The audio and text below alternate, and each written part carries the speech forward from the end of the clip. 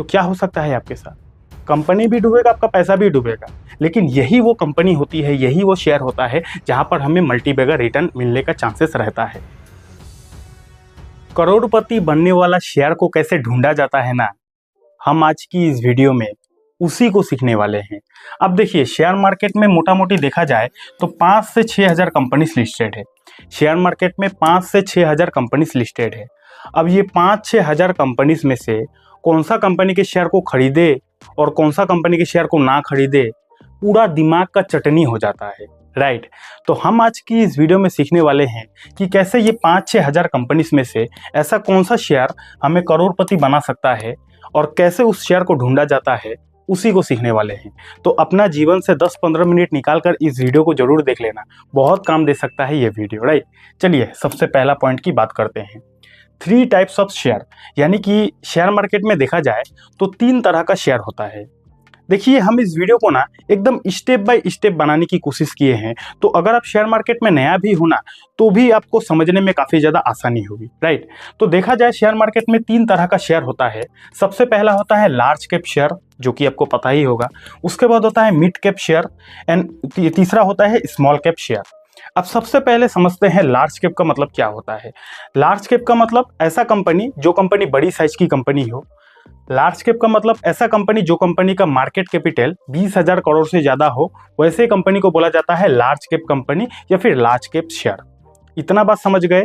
उसके बाद mid cap company, यानी कि जो कंपनी मीडियम साइज की होती है, उसको बोला जाता है मिड कैप कंपनी या फिर मिड कैप शेयर, राइट। उसके बाद होता है स्मॉल कैप, यानी कि ऐसी कंपनी जो कंपनी की साइज बहुत छोटी हो, जो कंपनी का मार्केट कैप काफी ज्यादा छोटा हो, कम हो, उन कंपनी को बोला जाता है स्मॉल कैप कंपनी। तो मोटा मोटी शेयर मार्केट में देखा जाए तो 3 टाइप्स ऑफ शेयर, यानी कि 3 तरह का शेयर होता है, large cap, mid cap, small cap. इतना तो समझ गए आप। अब यहाँ पे समझने वाली बात यह है कि जो शेयर मार्केट में लार्ज कैप कंपनी होती है ना, जो बड़ी बड़ी साइज की कंपनी होती है, उन कंपनी का अगर आप शेयर को खरीदते हो तो उसमें लो रिस्क होता है। यानी कि उन कंपनीज में रिस्क काफ़ी ज़्यादा कम रहता है, क्योंकि साइज में बड़ी होती है, कंपनी के पास काफ़ी ज़्यादा पैसा होता है। तो उन कंपनी के शेयर को खरीदोगे तो वहाँ पे लो रिस्क रहेगा, लेकिन एक अच्छा है तो एक बुरा भी है। लो रिस्क रहेगा लेकिन वहाँ पे आपको रिटर्न भी लो ही मिलेगा, ये समझने वाली बात है। अगर आप किसी लार्ज कैप कंपनी के शेयर को खरीदते हो तो वहां पे रिस्क कम रहेगा, लेकिन वहां पे आपको रिटर्न भी कम ही मिलेगा। समझ गए बात। उसी तरह मिड कैप कंपनी के शेयर खरीदोगे, यानी कि मीडियम कंपनी के शेयर को खरीदोगे, तो वहां पे आपका मीडियम रिस्क रहेगा और मीडियम रिटर्न भी मिलने का चांसेस रहेगा। मिड कैप कंपनी के शेयर को खरीदोगे तो रिस्क भी मीडियम रहेगा और वहां पे रिटर्न मिलने का चांसेस भी मीडियम ही रहेगा। इतना बात समझ गए। उसके बाद स्मॉल कैप कंपनी के शेयर को खरीदोगे तो स्मॉल कैप यानी कि छोटी छोटी कंपनी, तो छोटी छोटी कंपनी के शेयर को खरीदोगे तो भैया रिस्क बहुत ज्यादा रहेगा, कभी भी आपका पैसा जीरो हो सकता है, राइट। तो स्मॉल कैप कंपनी के शेयर को खरीदोगे तो रिस्क काफी ज्यादा रहेगा, लेकिन बुरी बात तो है रिस्क ज्यादा है, लेकिन बुराई में अच्छाई भी होता है। तो हाई रिस्क लेकिन रिटर्न भी आपको ताबड़तोड़ मिल सकता है, छप्पर फाड़ के रिटर्न मिल सकता है अगर आप स्मॉल कैप कंपनी के शेयर को खरीदते हो, राइट। तो ये बेसिक कॉन्सेप्ट आपका पहले क्लियर होना चाहिए कि शेयर मार्केट में रिटर्न कैसे मिलता है, कितना मिलता है। तो लार्ज कैप शेयर को खरीदोगे तो वहां पे आपका रिस्क लो रहेगा लेकिन रिटर्न भी लो ही रहेगा। मिड कैप में मीडियम रिस्क मीडियम रिटर्न, लेकिन स्मॉल कैप में हाई रिस्क, बहुत ज्यादा रिस्क रहेगा, लेकिन रिटर्न भी छप्पर फाड़ के यहाँ पे मिल सकता है। इतना तो आप समझते हो। अब यहाँ पे समझने वाली बात यह है कि हमारा इस वीडियो का टॉपिक क्या था। हमने बात किया कि करोड़पति बनने वाला शेयर को कैसे ढूंढा जाता है, यानी कि ऐसा शेयर जो शेयर हमें छप्पर फाड़ के रिटर्न दे सकता है, वैसे शेयर को कैसे ढूंढा जा सकता है। तो पहला रोड मैप हमारा क्लियर हो गया। पहला रोड मैप क्या था कि हमने समझा कि 3 तरह का शेयर होता है, large cap, mid cap, small cap. Large cap में रिस्क काफ़ी कम रहता है लेकिन रिटर्न भी कम रहता है। मिड कैप में मीडियम रिस्क मीडियम रिटर्न, लेकिन स्मॉल कैप में हाई रिस्क हाई रिटर्न। तो पहला रोड मैप क्या है कि अगर हमें मल्टीबैगर रिटर्न चाहिए तो हमें किसी स्मॉल कैप या फिर मिड कैप कंपनी के शेयर को ही स्टडी करना चाहिए। अब मैं अपनी तरफ से आपको रिकमेंड नहीं कर रहा कि आप स्मॉल कैप शेयर को खरीदो, मिड कैप शेयर को खरीदो, वो तो आपका मर्जी है। मैं बस आपको लॉजिक समझा रहा हूं कि आपको रिटर्न कहां पे ज़्यादा मिल सकता है। तो मिड कैप, स्मॉल कैप में रिस्क काफ़ी ज़्यादा रहता है, लेकिन यही वो कंपनी होती है, यही वो शेयर होता है जहां पर हमें मल्टीबैगर रिटर्न मिलने का चांसेस रहता है, राइट। चांसेस रहता है, गारंटी वाली चीज़ नहीं है। तो पहला रोड मैप क्लियर हो गया। चलिए आगे बढ़ते हैं। हाँ, कम प्राइस वाला शेयर ज्यादा रिटर्न देती है, बहुत बड़ी गलतफहमी है। ये भी समझने वाली चीज है। हमने लास्ट टाइम बात क्या किया कि हमें रिटर्न कहाँ पे ज्यादा मिल सकता है, small cap mid cap company के शेयर में हमें रिटर्न ज्यादा मिल सकता है। लेकिन जब भी आप ये दोनों बात को सुनते हो ना, mid cap share small cap share, तब आपके दिमाग में ऑटोमेटिक एक चीज सामने आ जाता है कि स्मॉल कैप शेयर यानी कि जो कंपनी के शेयर का प्राइस 10 रुपया हो, जो कंपनी के शेयर का प्राइस काफी कम हो, 10 रुपया 20 रुपया 30 रुपया वाला शेयर हो, उन कंपनी को बोला जाता है स्मॉल कैप शेयर, जो कि बहुत बड़ी गलतफहमी है। यहाँ पे मैंने क्या लिखा है कि कम प्राइस वाला शेयर ज्यादा रिटर्न देता है, बहुत बड़ी गलतफहमी है। इसका मैं प्रूफ करके अब आप लोगों को दिखाता हूँ। देखिए, एक तरफ है रिलायंस इंडस्ट्री। रिलायंस इंडस्ट्री का तो नाम सुने ही होंगे ना। तो रिलायंस इंडस्ट्री का मार्केट कैप आप देख सकते हो 20 लाख करोड़ से भी ज्यादा है। रिलायंस इंडस्ट्री का मार्केट कैप कितना है? 20 लाख करोड़। ठीक है। उसके बाद एक कंपनी है जिसका नाम है यमुना सिंडिकेट। उस कंपनी का मार्केट कैप है मात्र 740 करोड़। एक तरफ है 20 लाख करोड़ का कंपनी और एक तरफ है मात्र 740 करोड़ का कंपनी। तो आपको क्या लगता है कौन सा कंपनी साइज में बड़ी है? अरे भाई, कोई बच्चा भी बोल देगा कि रिलायंस इंडस्ट्री कंपनी बड़ी है, क्योंकि रिलायंस का मार्केट कैप है 20 लाख करोड़ और ये कंपनी का मार्केट कैप है 740 करोड़। इतना तो समझ गए। अब यहाँ पे समझने वाली बात यह है कि रिलायंस इंडस्ट्री का फिलहाल के टाइम पे एक शेयर का प्राइस कितना चल रहा है? 3000 रुपये चल रहा है। अप्रोक्स बता रहा हूँ, 2900 2800 चला जाता है बीच बीच में। मैं एक एग्जांपल देने के लिए बता रहा हूँ कि रिलायंस का एक शेयर का प्राइस अभी मार्केट में चल रहा है 3000 रुपये का, राइट। जबकि उस कंपनी का मार्केट कैप है 20 लाख करोड़ का कंपनी है, लेकिन शेयर का प्राइस है 3000 रुपया।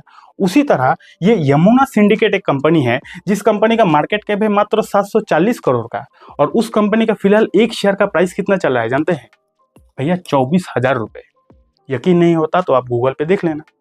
24,000 रुपया दोगे तो एक शेयर मिलेगा आपको इस कंपनी का, जो कंपनी का मार्केट कैप है मात्र 740 करोड़।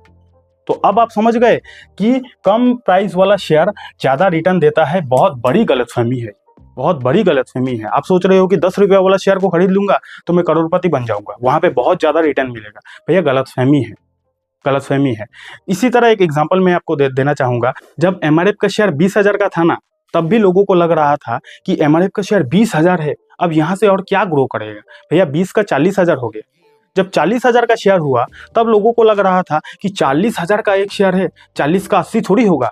भैया आज के डेट में एमआरएफ का एक शेयर का प्राइस कितना है जानते हैं? 1.5 लाख रुपया। 1.5 लाख रुपया तक चला गया।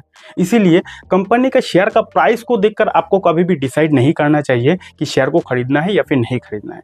शेयर का प्राइस दूसरा चीज होता है, उसमें आप मत जाओ। पहले देखो कंपनी का बिजनेस क्या है, क्या कंपनी का बिजनेस आने वाले फ्यूचर में ग्रो करेगी, राइट। तो प्रूफ देख लिया ना कि शेयर का प्राइस कोई मतलब नहीं बनता। कहाँ रिलायंस का एक शेयर का प्राइस 3000 रुपया और इस कंपनी का एक शेयर का प्राइस है 24,000 रुपया, राइट। अब ये दोनों कंपनी हमारे तरफ से रिकमेंडेशन नहीं है, मैं बस समझाने के लिए आप लोगों को लिखा, ठीक है। चलिए आगे बढ़ते हैं। परफेक्ट रीजन होना चाहिए, ये भी बहुत समझने वाली चीज है। देखिए, शेयर मार्केट में जब भी कोई कंपनी के शेयर को आप खरीद रहे हो ना, तो उस कंपनी के शेयर को आप क्यों खरीद रहे हो उसका एक परफेक्ट रीजन होना चाहिए, कारण होना चाहिए कि उस कंपनी के शेयर को आप क्यों खरीद रहे हो। कहीं ऐसा तो नहीं कि आप उस कंपनी के शेयर को इसीलिए खरीद रहे हो क्योंकि पिछले 2 महीने से, पिछले 3 महीने से वो कंपनी का शेयर पूरा भाग रहा है, पिछले 2-3 महीने से शेयर का प्राइस पूरा भाग रहा है, इसलिए आपने उस कंपनी के शेयर को खरीद लिया। अगर ऐसा रीजन है ना, तो भाई आपका पैसा शेयर मार्केट में कभी भी डूब सकता है। क्योंकि एक बात हमेशा याद रखना, शेयर मार्केट में जो शेयर जितना तेजी से भागता है ना, वो शेयर मार्केट में उतना ही तेजी से गिरता है। ये बात हमेशा याद रखना। तो जरूरी नहीं कि जो शेयर 2-3 महीने से पूरा भाग रहा है वो शेयर आपका खरीदने के बाद भी भागेगा। हो सकता है आपने इस पोजीशन पे खरीद लिया, उसके बाद गिर गया, बस आपका काम खत्म, पैसा डूब गया आपका। तो कारण होना चाहिए, रीजन होना चाहिए कि अगर आप किसी कंपनी के शेयर को खरीद रहे हो, क्यों खरीद रहे हो, कारण क्या है, रीजन क्या है। क्या आपको उस कंपनी का बिजनेस पसंद है? क्या वो बिजनेस फ्यूचर में ग्रो कर सकता है, इसलिए खरीद रहे हो? या फिर इसलिए खरीद रहे हो कि पिछले 2 महीना 3 महीना में वो शेयर 2 गुना हो गया, 3 गुना हो गया, इसलिए खरीद रहे हो? भेड़ चाल में अगर आप पढ़ोगे ना, अगर कोई एक कंपनी है जो कंपनी का शेयर को पूरा दुनिया खरीद रहा है, सब कोई उसी कंपनी का बात कर रहा है, अगर आप भी भेड़ चाल में पड़ गए ना, तो भाई ये मार्केट आपके जेब से पैसा ले लेगा। भेड़ चाल में नहीं पड़ना है, आपको अपना दिमाग लगाना है, अपना कॉमन सेंस लगाना है। अगर आप किसी कंपनी के शेयर को खरीद रहे हो तो क्यों खरीद रहे हो, रीजन पता करो, रीजन होना चाहिए, राइट। तो पहला क्या है, ये भागता हुआ शेयर हमेशा भागेगा इसका कोई गारंटी नहीं है, बोला ना, हमेशा अगर कोई शेयर भाग रहा है वो हमेशा भागेगा, कोई गारंटी नहीं होता। तो भागते हुए शेयर को आपको नहीं खरीदना है, और जो कंपनी जितना तेजी से भागता है वो कंपनी उतना ही तेजी से गिरता है। समझ गए बात? चलिए आगे बढ़ते हैं। Best demat account. Share market में इन्वेस्ट करने के लिए आपके पास एक अच्छा डीमेट अकाउंट होना चाहिए। तो हमने कुछ अच्छे अच्छे ब्रोकर का लिंक, इनफैक्ट मैं जिन ब्रोकर को यूज़ करता हूँ उन ब्रोकर का लिंक आपको डिस्क्रिप्शन पर मिल जाएगा, तो डिस्क्रिप्शन जरूर आप विजिट कर सकते हो, राइट। चलिए, ग्रोथ बिजनेस, यानी कि आपको शेयर मार्केट में अगर मल्टी बैगर रिटर्न चाहिए ना, अगर आपको शेयर मार्केट में छप्पर फाड़ के रिटर्न चाहिए, तो आपको हमेशा वैसे कंपनी को, वैसे बिजनेस को स्टडी करना चाहिए जो बिजनेस का ग्रोथ फ्यूचर में भी हो। कहीं ऐसा तो नहीं कि आप जो कंपनी के शेयर को खरीद रहे हो वो कंपनी जो बिजनेस को करती है वो बिजनेस का डिमांड फ्यूचर में रुक जाएगा, वो बिजनेस का ग्रोथ फ्यूचर में रुक जाएगा, कहीं आप ऐसे कंपनी के शेयर को नहीं खरीद रहे हो, राइट। तो आपको हमेशा ऐसा कंपनी को स्टडी करना चाहिए जो कंपनी का ग्रोथ फ्यूचर में भी रहे। अब आप लोग बोलोगे कि सर ये पॉइंट बहुत पुराना हो गया, और वैसे भी मैं इस पॉइंट को बहुत बार रिपीट कर चुका हूँ, लेकिन भाई पैसा तो इसी में है, पैसा इसी में बनेगा। अब मैं जानता हूँ कि मैं इस पॉइंट को बहुत बार रिपीट कर दिया हूँ, लेकिन मैं बार बार रिपीट इसीलिए करता हूँ ताकि आपका दिमाग में फिट हो जाए और आपको एक सही डायरेक्शन मिले, राइट। तो आपको हमेशा वैसे बिजनेस को स्टडी करना चाहिए जो बिजनेस का ग्रोथ फ्यूचर में भी रहे।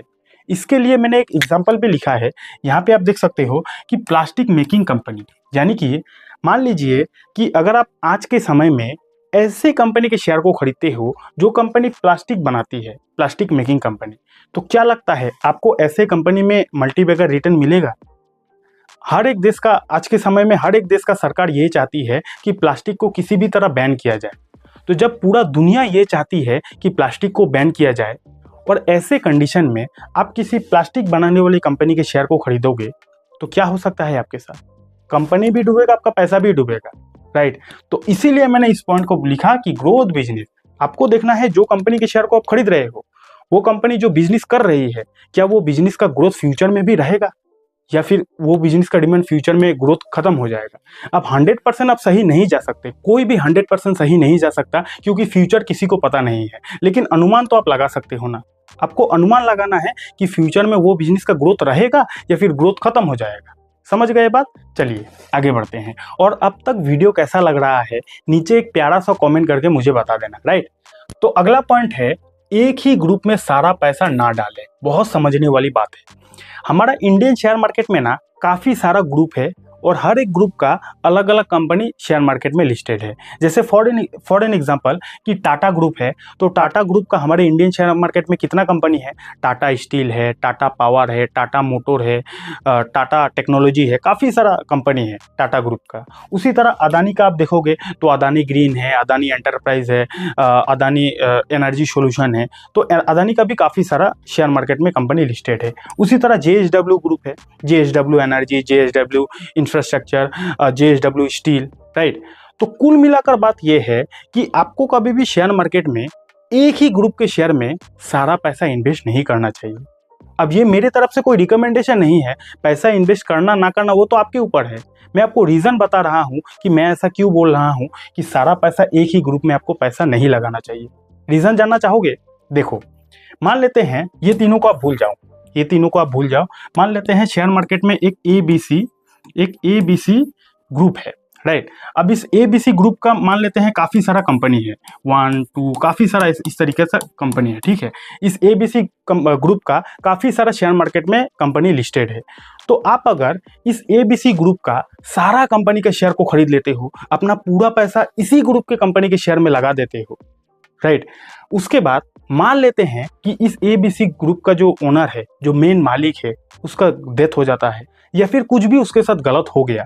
हो भी सकता है ना, हम इंसान अमर थोड़ी है कि 200 साल 400 साल थोड़ी जिएंगे, कभी ना कभी हमें भी तो मरना है। तो मान लेते हैं कोई एक ग्रुप है और उस ग्रुप का जितना सारा कंपनी है, सारा कंपनी में अपने पैसा लगा दिया, और उसके बाद उस ग्रुप का जो मेन मालिक है उसके साथ कुछ गलत हो गया, तो क्या होगा?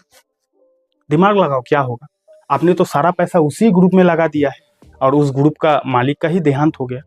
तो मैं ऐसा नहीं बोल रहा कि अगर मालिक का देहांत हो जाता है तो वो कंपनी, सारा कंपनी डूब जाएगी, लेकिन शॉर्ट टाइम के लिए, कुछ समय के लिए वो सारा ग्रुप का जितना भी कंपनी है डिस्टर्ब होगा कि नहीं, आपका पूरा पैसा माइनस में जाएगा कि नहीं, डेफिनेटली जाएगा। तो इसीलिए आप जो शेयर मार्केट में अपने पैसों को इन्वेस्ट करते हो ना, उसको डाइवर्सिफाई करके इन्वेस्ट करना चाहिए। थोड़ा पैसा इस ग्रुप में डाल दो, थोड़ा पैसा उस ग्रुप में डाल दो, थोड़ा पैसा यहाँ डाल दो, थोड़ा पैसा यहाँ डाल दो। सारा का सारा पैसा एक ही कंपनी में, सारा का सारा पैसा एक ही ग्रुप में नहीं लगाना चाहिए। बाकी आपका पैसा, आपकी मर्जी, राइट। तो यहाँ पे मैंने जिस तरीके से, हमारा इंडियन शेयर मार्केट में टाटा ग्रुप है, टाटा ग्रुप का काफ़ी सारा कंपनी है, अदानी है, अदानी का काफ़ी सारा कंपनी है, JSW है, JSW का काफ़ी सारा कंपनी लिस्टेड है। तो आपको हमेशा अपने पैसों को डाइवर्सिफाई करके इन्वेस्टमेंट करना चाहिए, राइट। एंड फिर से आप लोगों को बता रहा हूँ कि कोई रिकमेंडेशन नहीं है, पैसा इन्वेस्ट करना ना करना वो तो आपके ऊपर है। मैंने तो आपको लॉजिक समझा दिया, रीज़न बता दिया कि क्यों एक ही ग्रुप में सारा पैसा नहीं इन्वेस्ट करना चाहिए। समझ गए बात? चलिए आगे बढ़ते हैं। हाँ, स्टॉक मार्केट में इन्वेस्ट करने का सही तरीका क्या है। अब तक हमने जो जो इस वीडियो में सीखा कि आपको मल्टीबैगर रिटर्न पाने के लिए, शेयर मार्केट में छप्पर फाड़ के रिटर्न पाने के लिए क्या क्या चीज़ें करना चाहिए, क्या क्या चीज़ें नहीं करना चाहिए, वो सब कुछ तो सही है। लेकिन अगर आपको शेयर मार्केट में इन्वेस्ट करने का सही तरीका ही नहीं मालूम होगा ना, तो भाई कोई फ़ायदा नहीं है। आपको सबसे पहले शेयर मार्केट में कैसे इन्वेस्ट करना चाहिए, उसका सही तरीका मालूम होना पड़ेगा, राइट। तो अगर आप भी ये सीखना चाहते हो कि कैसे शेयर मार्केट में सही तरीके से अपने पैसे को इन्वेस्ट किया जाता है, तो उसके लिए सिंपली आपको ये वाले वीडियो पे क्लिक कर देना है। इस वीडियो को देखने के बाद आपको पता चल जाएगा कि शेयर मार्केट में पैसा इन्वेस्ट करने का आखिर सही तरीका क्या होता है, राइट। और हाँ, अगर आपके पास डीमेट अकाउंट नहीं है ना, तो डीमेट अकाउंट का लिंक भी आपको डिस्क्रिप्शन पर मिल जाएगा, वहाँ से भी डीमेट अकाउंट खुला सकते हो। और वीडियो अच्छा लगा होगा तो एक प्यारा सा कॉमेंट एंड लाइक कर देना। Thank you so much.